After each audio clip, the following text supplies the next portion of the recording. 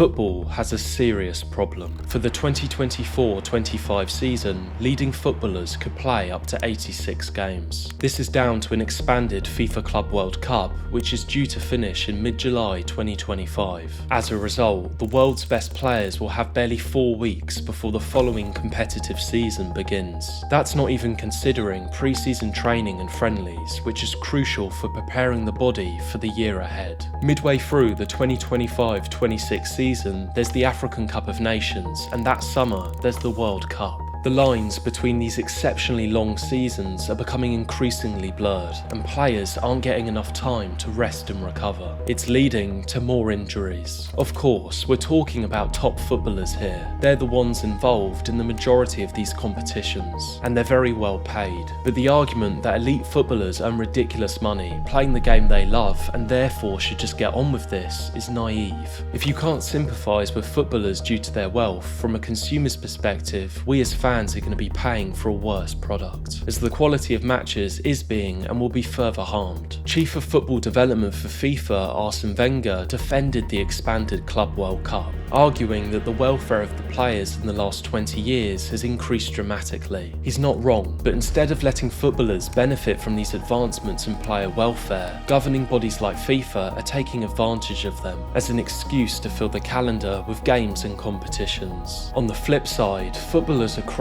out for some help. Bernardo Silva, Rodri and Rafael Varane are just a few who have spoken of the dangerous workload their minds and bodies are being put through. The Professional Footballers Association's chief executive, Maheti Malongu, has even warned that players are ready to take legal action because they don't feel protected. We're reaching a tipping point. I'm going to show you why football's governing bodies want more games and competitions, what impact this could have on players if it isn't solved, and explain my controversial solution to this problem. Footballers are playing too much, and something needs to be done.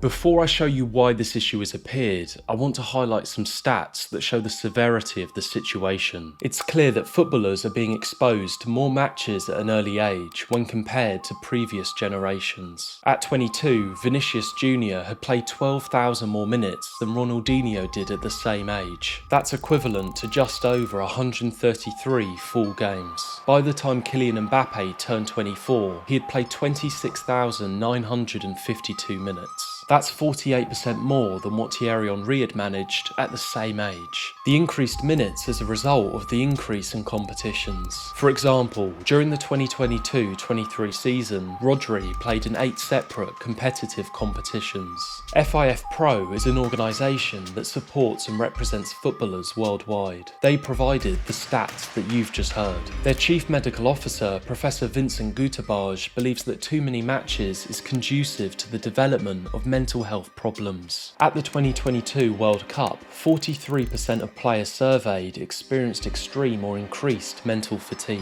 Because we can clearly see a footballer's physical output, we forget the damage fixture congestion is having on their minds. As I mentioned earlier, the number of injuries is rising. Premier Injuries, whose research has been conducted for over 20 years, suggests that the total number of individual injuries where a player missed at least one Premier League game was the highest they had ever recorded for the 2023-24 season. These are just surface level stats that reveal the physical and mental stress footballers are under.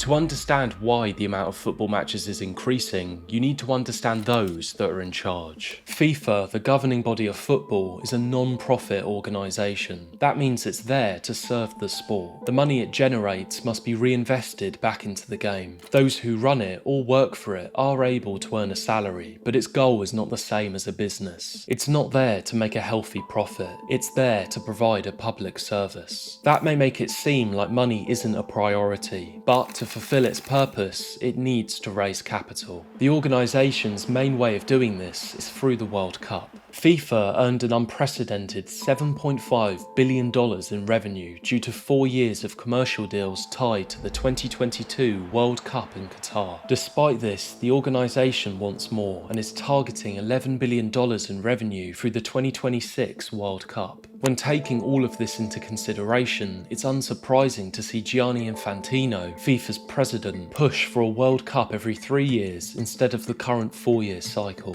and call for way more football. FIFA controls other non-profit organisations like CONMEBOL, CAF and UEFA. For FIFA and its subsidiaries to perform their public service to raise funds, they need games and competitions. This is why we're seeing fixture congestion. This is why footballers are being and will be increasingly pushed to their mental and physical limits. These non-profits are prioritising revenue ahead of players' health. It feels as though they've forgotten that they're here to serve the sport. Even if football's governing bodies don't care about their people, ironically, with more games and competitions, their precious product will be damaged, if it isn't already. Following the 2023 UEFA Champions League final, Maheti Malongu said it's supposed to be our Super Bowl. It wasn't because one of the best players in the world, De Bruyne, was out in the 30th minute. Haaland was exhausted. Rodri, who was a top athlete, said after 60 minutes he had cramps. For us, we've reached a stage where it's not just about the health of the player, it's about us killing the product. Prioritising footballers' well-being won't just ensure there are less injuries and players have longer careers, it will make the quality of matches even better.